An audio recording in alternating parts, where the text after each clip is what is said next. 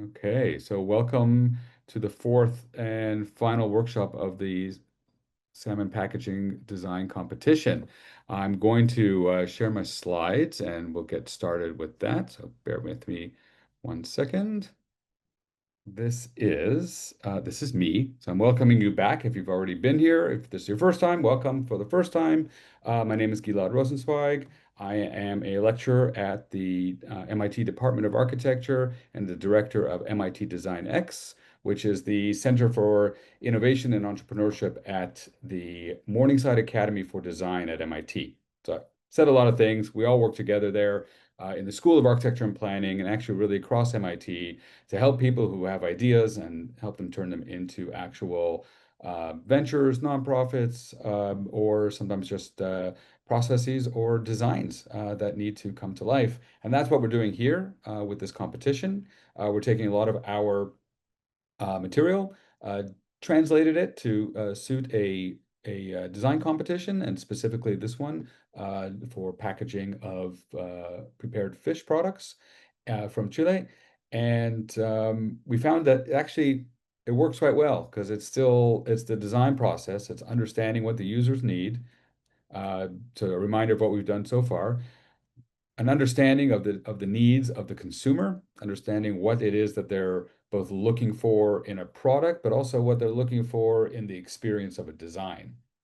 And we follow that up with value proposition, which is understanding, what value must you give to consumers or users or customers so that they will make the right decision to go with your product. The third one we did last time was the need solution fit.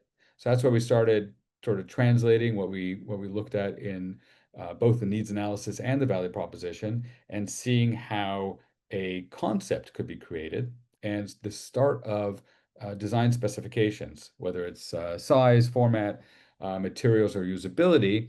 But we also started looking into experience, and that's what we're doing today, much more, which is the user journey. What is the full customer experience?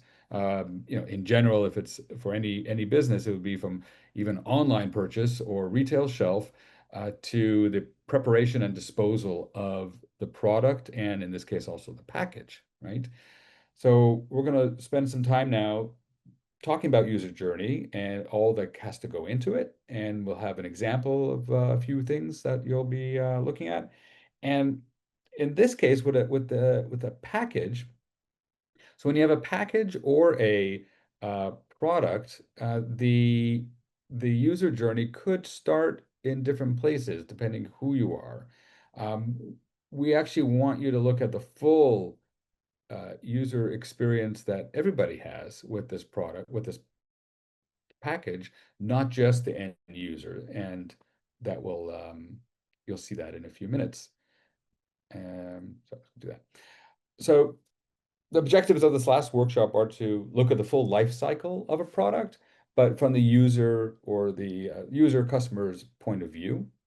And then to remember that you're designing for experience, not just for function, right? Function is often the easy thing to do. Experience is takes a lot more investigation, thought, and trial and error. And there's no right or wrong answer until you see the results. But there is a way to design for it. And then lastly, throughout the whole session today, we're going to be learning how to translate a user journey into design specifications, or what are the design implications of what you learn in the journey.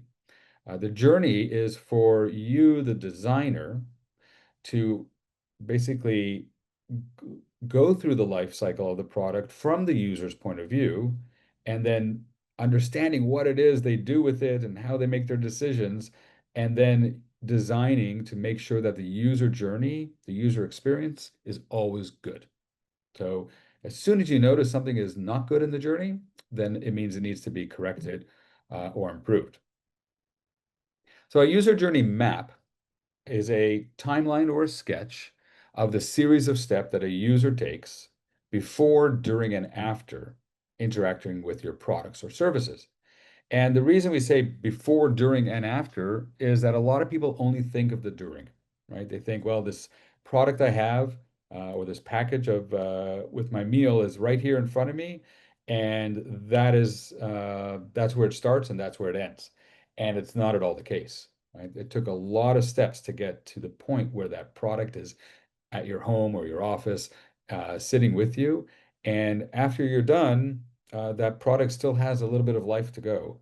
And we're going to ask you to make sure that you look at the entire life cycle. And so we call it not just the life cycle of the product, but really the complete experience that the customer has with your product. And we want you to think about this, of course, from the US cultural context. And this is for the US market. It will be very different if you're selling this product or putting this product on the shelf in parts of Europe or Asia or Africa. But we're talking about the US market, so that definitely has to be at the center of the user experience here. The lifestyle, sustainability, and experiential needs that they have, and from their perspective, what would work or not work. So you have to, some of it will be your intuition, your own experience that you're going to project here. But we want you to always say, I have this design, I have this product. Does it work with the journey that I'm outlining? And we'll get into that here. Now, what's a little bit different with this particular product is it's a product within a product. So you're designing the package, and then the package is the delivery system, really, of the salmon that's inside. But as we talked about in prior workshops, the job of the package is extremely important because that is how the message is delivered, and that is how the product is delivered. And that is what the user is going to be handling up until the moment that it's taken out of the package and eaten or served. So we're looking mostly from the experience of handling the package itself, okay? Even though it is tied with the product inside. And then the product, the package, it starts its life not with the user. And the design that you're making is actually going to have other people, other stakeholders involved well before it gets to our kitchen counter. And that begins with the production and the assembly, right? So I hope everybody watched the movies or the YouTube videos of how of the production process at CMPC, the understanding how a cardboard boxes are produced and then how products are inserted and how it's sealed is extremely important because you're designing for that as well. Uh, so we want you to keep in mind how the package is formed, how it's printed, and then how the salmon is packed, uh, sealed, and labeled. Um, so when I say sealed, I'm not talking about the sealing of the actual fish itself. We're not getting into that. We're talking about the cardboard box. So always remember it from that perspective. Then once it's ready and packaged, leaves the box, leaves the factory or leaves the production line, and then it's filled with the product, with the salmon. Then it's ready, it's packaged again, right? So the one small box goes into a larger box, goes into perhaps other containers and then trucks, and it enters into the distribution supply chain. So now we're jumping to the second segment here, which is where global shipping and then regional and then eventually local last mile shipping, it's going to contain the product that you're designing. So what does that mean? How is it going to be handled? You're not changing the supply chain system. You're also not changing the size of the box that carries the box that you're designing. So we're not asking you to do that, but we want you to understand again the role of the box when it's even when it's inside another box, and what happens when it's opened and when it meets the retail stage and put on the shelf, right? Somebody's going to handle it there. So it's the people who take out the product in the store who are the first ones really who see the actual box within the box at that point. What happens at that point? What do they see? What could you do to improve their user journey if there is something to do? Then it gets to the actual shelf, and it's in, well, it could actually be in storage first, and then put on the shelf. Different stores have different ways of doing this process. And then it gets to the point of purchase. And that's where it meets the end user, right? That's where the actual buyer, the end buyer, handles it for the first time, makes the selection, and they have to choose against other products, of course. Then they have to transport it home. They have to store it at home. It could be they eat it the same day, could be it's the next day. Something happens there too, and that's something to design for. Think about what does it mean? I know when I come home with my groceries, I have a whole procedure of how I put things away, where I put things in the fridge. It's often chaotic, but there's still some sort of procedure there. Some people are very, very methodical in the way they store things. Think about that. Think about then on the day of or the moment of eating. What happens when we take this box out of the fridge and open the package and plate it?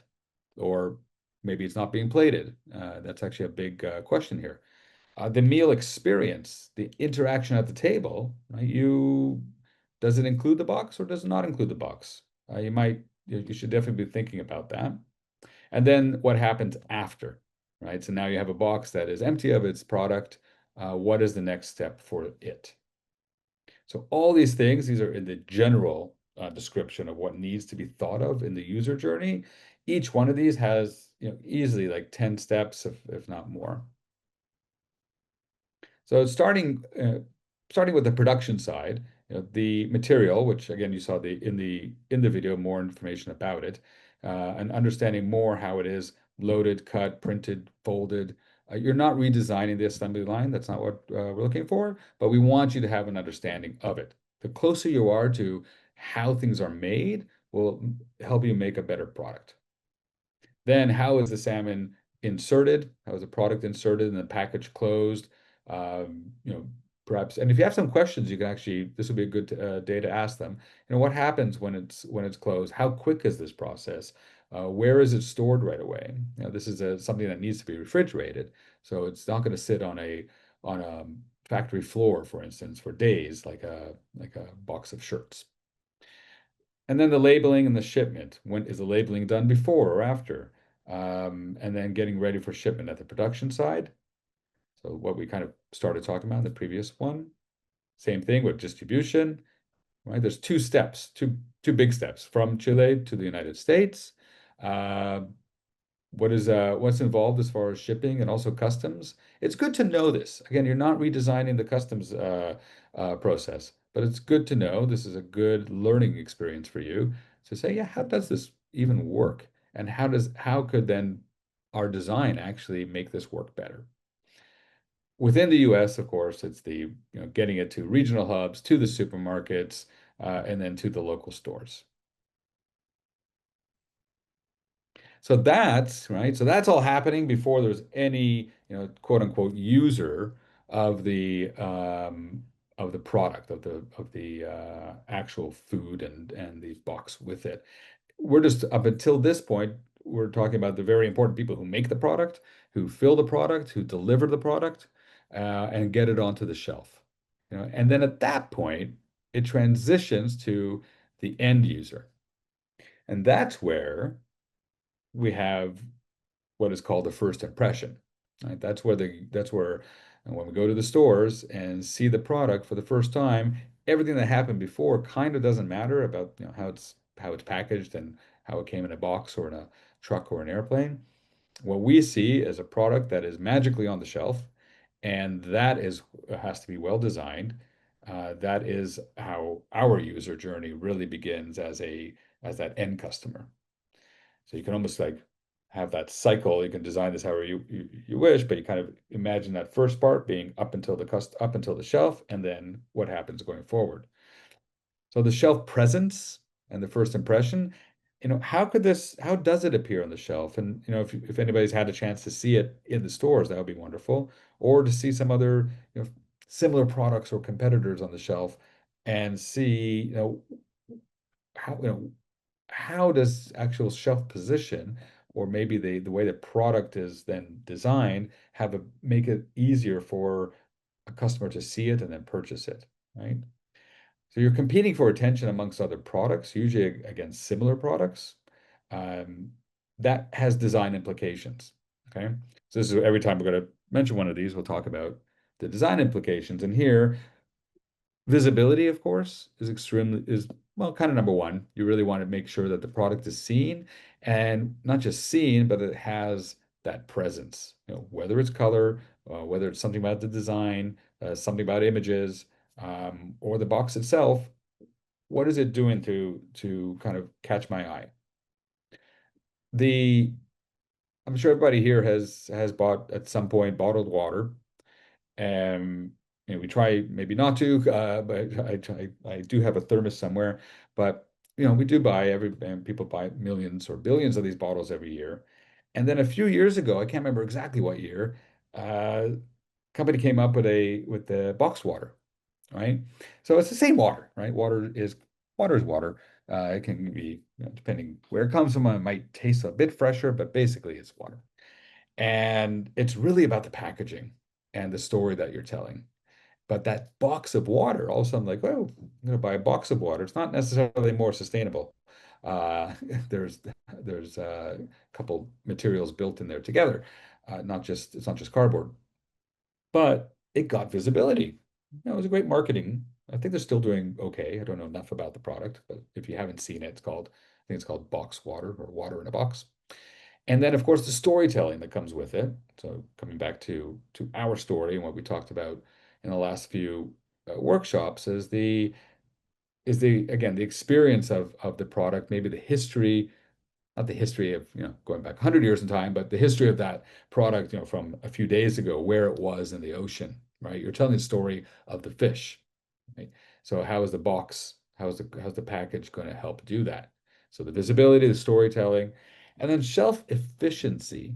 So how are things even, you can't change the dimensions of the box, but sometimes products do manage to get positioned on a shelf, both getting a certain presence, higher, bigger, but also, and this is what a lot of companies do, they make multiple offerings of a similar product, and then you have, the red M&Ms and the blue M&Ms and the pumpkin-filled M&Ms.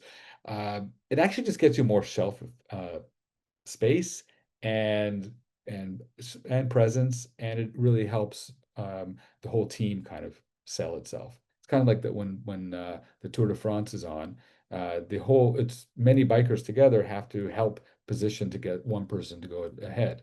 Same thing actually with the shelf. So that's kind of I started getting into a little bit of the experience, and a lot of it was still function. But the most important thing is the excitement that you need to bring and the experience that is going to make somebody want to buy and buy again and enjoy and see something more into this product than they would have seen before. And that is the job of the package. So when we purchase and take home, right, first of all, we have to make that choice. We talked about that and buy the product. We then have to get it home and put it into our fridge. Don't think you can freeze it. I think just the fridge in this case. Uh, so what are the design implications there? Make sure it's easily to open and reseal. Make sure the information is clear, right? Again, to make that right choice, we have to have the right information and all the things we talked about in the needs analysis. What is most important to the customer and the value proposition? What am I getting from this product, right? So the clear information has to come from there. And because I'm going to hold this product in my hand and think about it, usually. And some people buy exactly the same thing every single time, but a lot of people make choices on the spot in the store for various reasons. That's the part of the journey that you do not want them to put the product back on the shelf. You want to make sure that once they hold the product, they're going to put it into their basket and take home. And then once they get home, this is where we have the opportunity for the meal user experience, right? So UX is user experience. You've probably heard the terms UI, UX, user interface, and user experience. So interface, and usually it's used for software, right? So it's how is how is the where are buttons positioned? What happens when I do press one thing and go forward? Uh, is the user interface, and then the user experience is how I'm actually, what I'm seeing, what I'm getting out of it, what excites me when I'm actually using the product. And so if you translate that to food or to meals, there's the interface of, okay, well, I have a plate and I have a fork and I have the table and all the basic things that I might need for that meal. And then it's the plating and the experience of the food, not just, otherwise I could just have food and a pill and call it a day. We we tend to enjoy our food. We tend to enjoy not just the taste of it, but how it looks visually, for sure, and then the conversations and the stories that might happen around it. So, what role will the package have in that? Right? So the fish will have one role, but the box itself, it could stop at the kitchen counter or it could continue, right? That is the challenge.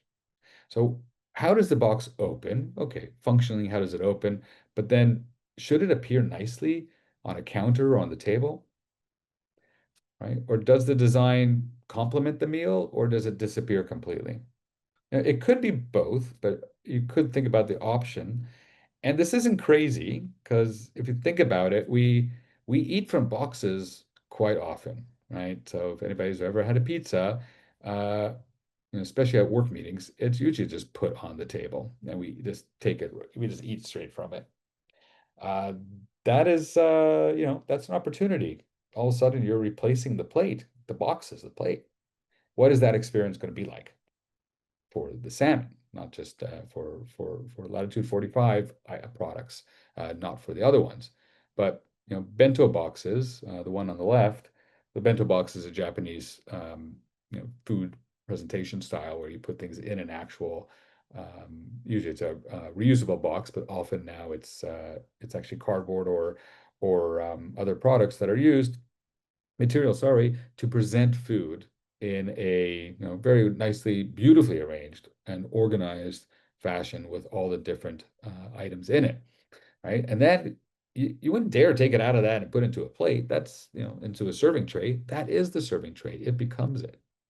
Uh, Takeout, right? So there's a lot of takeout food. Sometimes it gets eaten straight from the tray or the box. I would not say too much thought has gone into those boxes, right? Maybe they didn't have to. Maybe it's totally a functionary purpose that it provides, but there's an opportunity. But here, especially with this product, there's a big opportunity to think about that. And then once you're done with the box, right, we've eaten the food and we have the box, where does the package go? Will it end up in the garbage? Hopefully not. In the recycling bin? Hopefully yes. Could it be composted? Is there a way to think about the materiality of it? Um, I don't have that answer, but you can explore it. And you know, what does the user feel? So here, remember I said to always think about the design implications. So here we're getting rid of a product, but it's still the design of the experience. So does the user feel environmentally responsible, for instance, at the end of the use of this box? Is there something else they can do with it, right? Um, our friend here who made a very beautiful monster out of his box. So everything in the user journey, as I said, leads to design implications. Now, the to get to the user journey, I kind of gave this big sort of overview, but to get to the user journey, it's kind of simple. We create a timeline, or you create a timeline, and that's the jury map. The timeline of interactions and also emotions, and I'll describe those in a few minutes. And that will allow us to also create a storyboard, a visual narrative of the user in the package. And then we make sure that we overlay empathy. How does it make the customer feel at any given point, especially the user, sorry, when it becomes the end user using the product from the store till the recycle bin. And so to create this timeline, you think about touch points, you think about all the possible interactions that one will have with the product and the package, and you think about, well, and don't take anything for granted, right? Picking up the box and then putting it into the shopping cart is a interaction and an action, an actual something that the customer will do. You know, where are they putting it? Are they taking two or three or four of these packages? Well, will that change something as they're doing that? And then the same thing when they put it in their fridge. Same thing when they put it on the table, right? What does that process look like? Think it through. And then that's gonna allow you to design the journey. So just like a movie or a book, you design in kind of, big pieces, at least the big frames first, what is going to happen. And also, and you can see here actually this great example from and this animation, all they're describing here is not the script. They're not describing where something takes place. We just see the anxiety, perhaps, in the frame number two, and the danger in frame number three, and that's kind of what's going to come out. And then all the team has to work around that and create the right experience. So creating a storyboard is pretty it it is almost what the user journey can do. The user journey thinks of point by point actual actions, and then this storyboard starts to touch on those emotions a lot more. The preparing this, as you're identifying all the different steps in a user journey, think like a user. Okay, so that's the number one thing. Okay, if don't think about it from the point of view of you as a designer or the manufacturer or the food producer, but think of I'm the person going and buying this product. I'm the person who's going to then put it in my fridge, take it out of my fridge, and serve it. What would I do? What am I thinking? And also think not just about where everything is going right, but where things can go wrong. Because that weakest link, that's where you lose a customer. So everything could be perfectly going perfectly well. And this happened to me recently when I was purchasing something. The QR code or the barcode didn't work on the product. And it became really frustrating and we just couldn't make it work. And I'm like, "Ah, you know what? I don't really need it." And I probably did, but it was just not, something went wrong in the user journey, that the actual barcode could not be scanned properly, right? And it was just the way the label was bent. And the person at the front counter could not figure out how to type it in because one number was invisible. And I didn't have time. And it just, that became the weakest link in that user journey. A weakest link in I've used the example before of, travel or flying. Everything could be great. You fly and you get somewhere. That's obviously the most important thing. You land safely, but one thing goes wrong. You wait 1 hour for the bags, and that becomes your weakest link of the journey. And that's what you remember too. So it's not just about not being able to start the journey or purchase the product and use it, but it's also how did it end? Will I want to do it again? Because the most important thing after somebody uses a product is to make sure that they use a product again, especially a retail product, right? The only way you can't make that customer will not provide you any more revenue unless they actually buy the product again.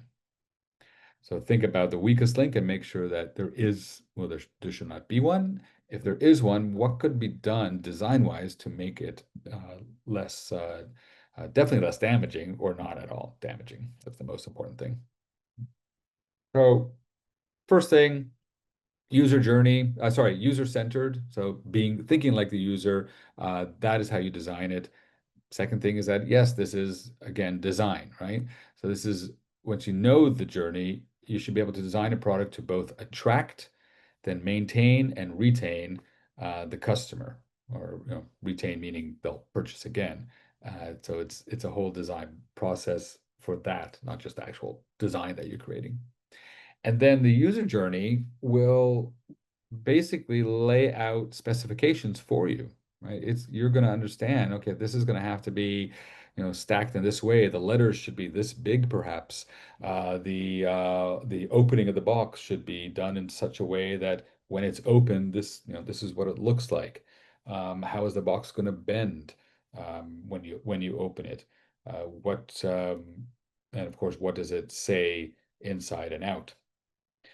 So that is going to, the more you know about the journey, the more specifications you're going to be able to create for your design. So the journey looks like this, and I show this for whether you're creating software or a new flooring system or a design for a package. It's the same thing, really. It's these more or less these five steps: awareness, decision, use, completion, and advocacy. And I'll explain what each one means and why, how it'll apply to you. The It's going to be a tiny bit different, obviously, when it's something very specific like a package of food. But you're going to have, there will be delivery involved here, or being, taking the food and bringing it to your house. Could be delivered also directly to your house. That might be another thing to think about. And completion will also include disposal of some type. Well, I'll go into some of these in a minute.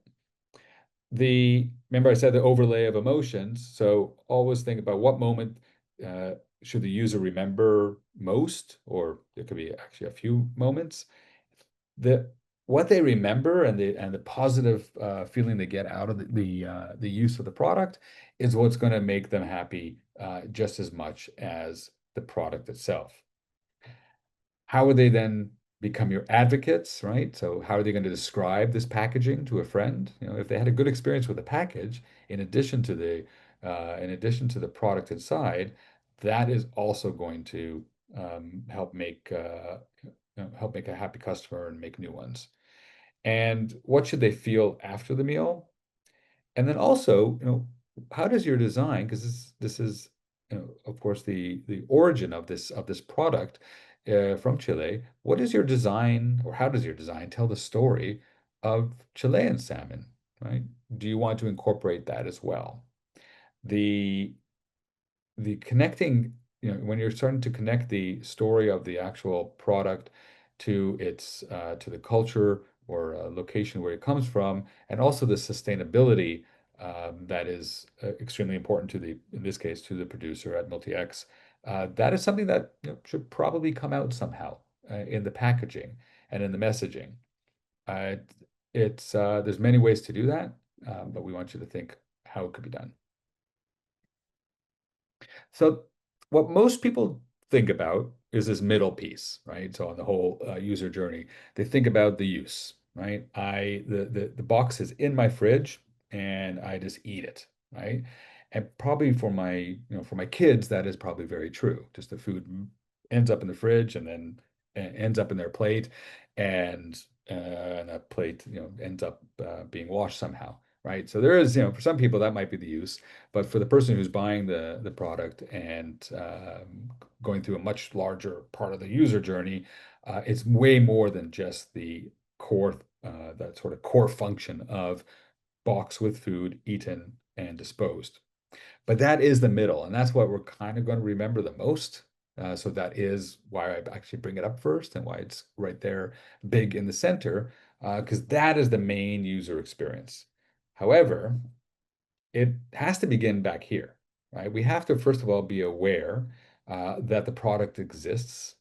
So this is where, and although you're not doing advertising outside of the package, there is advertising, and there is a lot of marketing and advertising done for the product. There's also uh, social media. There's also word of mouth that leads to awareness before somebody even gets to the next stage, where you make the decision to buy, where you get to the store, or if you can order this for delivery. Um, that's where you make a decision to buy this and not something else. Um, that is, if you don't get past the decision, then you can't get to the use. That's why it's so important. after the general use of the product, after we're done eating the product, and the package is no longer, serving its function anymore, what happens, right? Is it just straight up disposal, or does something else perhaps take place together with it? It might not be too complicated here, but it's just good to think about. And then the last one is the advocacy, right? So this is where the user becomes the basically the advertiser of the product they just used, right? And this is why we're all always asked for our survey opinions of everywhere we go and eat, or stay or fly. I'm sure we all get a lot of those surveys in emails. There's actually restaurants. If you go to Dubai and you eat at a restaurant, they will actually give you a card at many places to do the Google review right there on the spot. It's a big competition there for restaurants, and they kind of put it right there for you to do. Well, people do that after they go, either with Google or with other products. But for something like Latitude 45 products on your shelf, and after you enjoy them, how are you going to become an advocate? Is it going to involve social media, perhaps? And if so, what is the role of the package? So that's the five general steps of a user journey. Within it, you'd have to think, what makes the most sense for this particular product. And then what you do once you identify all those steps, and again, it's not just one step. Use will have like 40. Completion will have three or four. Advocacy could have two. It's what, step by step, what somebody does with the product, and then thereafter. And so the user action will be, well, they'll be choosing something. They'll be lifting it. They'll be opening it. They'll be discarding it. Um, think of it kind of in terms of verbs. And then think about the emotion that comes with each action, right? So when I'm choosing, I want to have trust. When I'm opening, might want to, I'm just saying what I'm thinking. When I'm opening it, I might want to have excitement.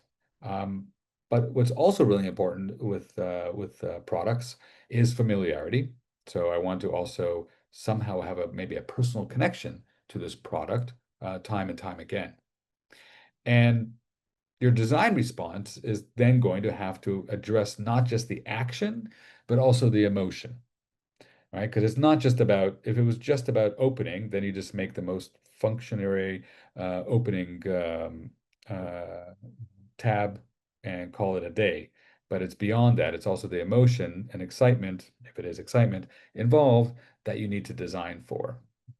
And that's where transparency, aesthetics, of course, multi-use, and then things like color and font and everything will come into play as well when it comes to the label. But the actual box itself has a lot of functions too, a lot of possibilities as well.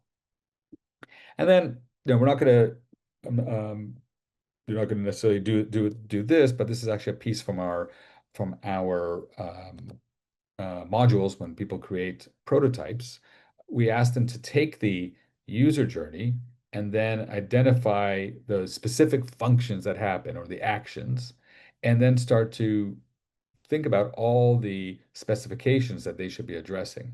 And the first thing, so if you think about looking on the left, you would say, okay, well, specific function, um, the opening the box, whether it's ripping a tab or something perforated, whatever it is that you're designing, what will the look and feel be, right? That you want to exhibit through this.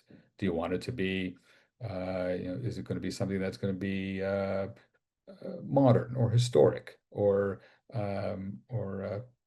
cool and young? It's kind of it's your judgment call on the feel and look and feel. Is it something that's going to be generic? Is it something that's going to be specifically connected to one particular holiday, perhaps? The connectivity and integration, that's a lot more functional. That is, well, literally how is it going to work with another product? How is it going to work with the table or the countertop, if that's what you're looking at? Accessibility.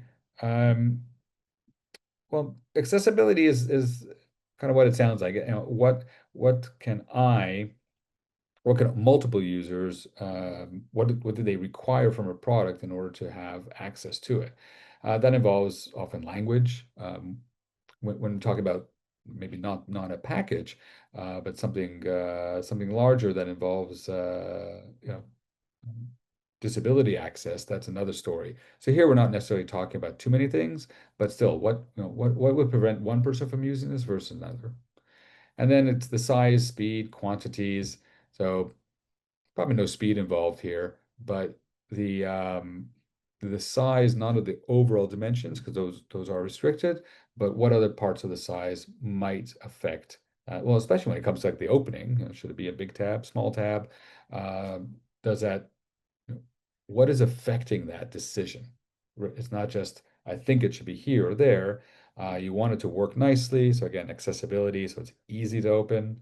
I'm sure we've seen those bottles and containers now on in stores that do say easy to open. And those are created actually. So, actually makes sense here for accessibility.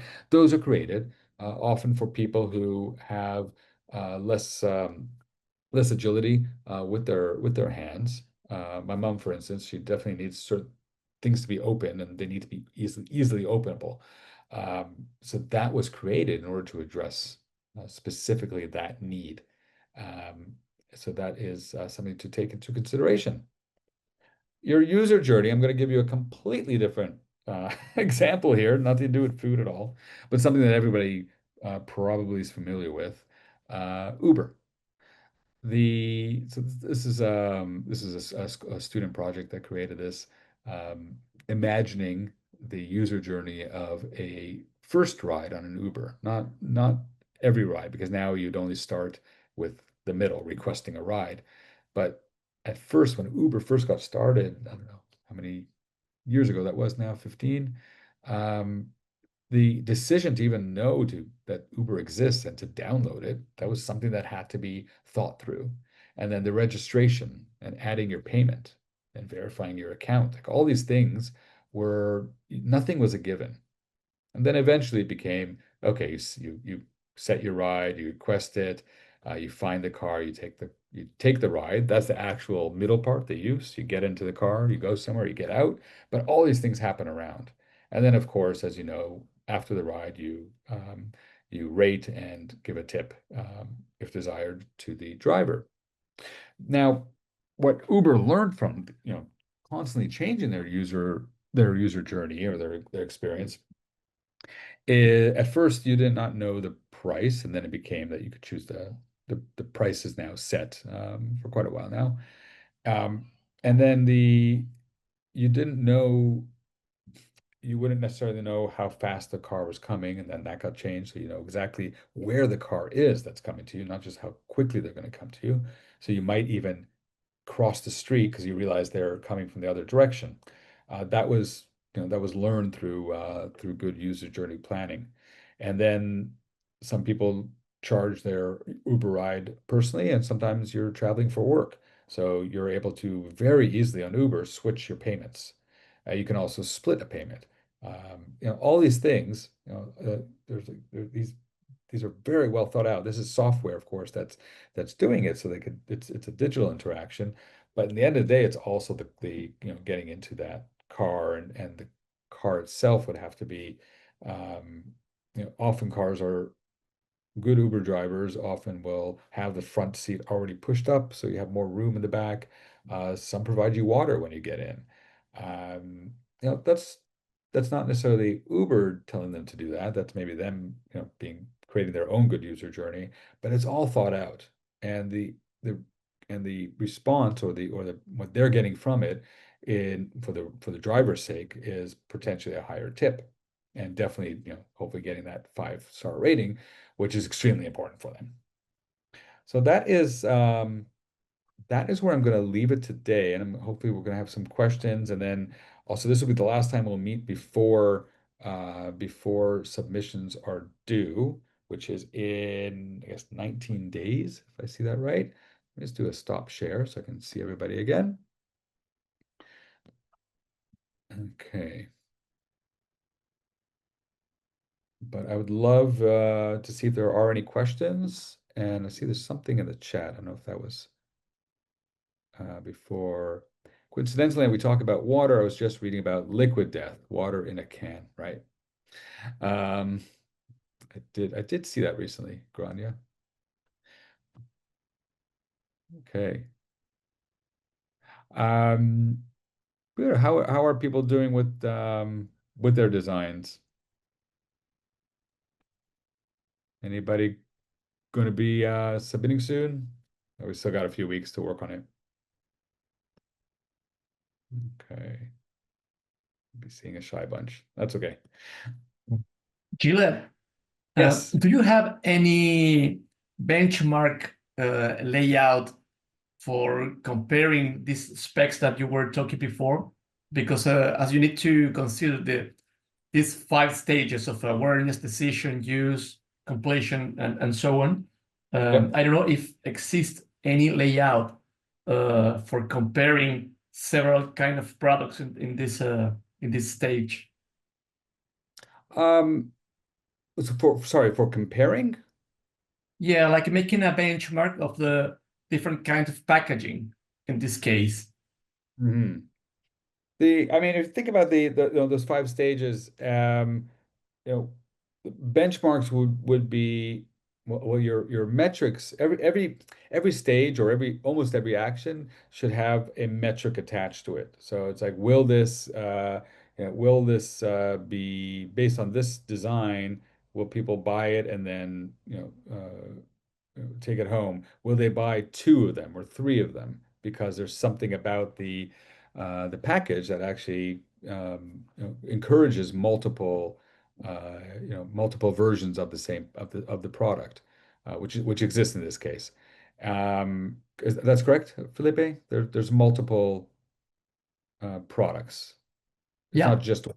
Yeah. So there's, what would one box say to the other, right? And this is how, companies like a big one like Coca-Cola, they have, multiple products and they also package it differently and then they create different often if you I haven't seen it recently, but about a year ago they had names on the Coca-Cola cans. And it was really interesting. So I was like, oh, well, if Yeah. you see your name, you might be more inclined to buy it. They made it very personal. Even if my name wasn't Mike, I might still buy it, because really rarely are you going to see Gilad on a Coca-Cola can. But there was some sort of, it's a marketing, obviously it's a marketing technique. But that's kind of what this all is. At the end of the day, it is about marketing in a good way. And plus, so it's not just marketing, but it's also, making sure that the values of the company are put on display as well. I think there's another question. No, just Peter saying he's still working on gathering customer feedback. Good. Yeah, I can't tell you how important it is to get the customer to watch what the consumers are doing and learn from them. If you only use your own perspective, you can it'll be good, but it'll be one person's perspective. But watching what many other people do, that's going to be extremely valuable. Okay. So if there's any questions about the submission process, you can let us know here, or you can send us an email. That's fine. We're definitely here to help you over the next few weeks with any questions. But we hope that all this material uh, will will change the way you design it, right? That was the goal here, right? So, it could have just been a competition where we present you with the facts and you can come up with a great design. We think this is going to help you create a design that's going to have a lot more meaning and create a better experience. That is our hope. But with that, if there aren't any more questions now, we're available through the Accelerator app portal or through the email that you can send through there, and we're happy to help you. Okay. Well, thanks everybody, and we'll see you again later in this month when submissions arrive and decisions are made. Have a great day.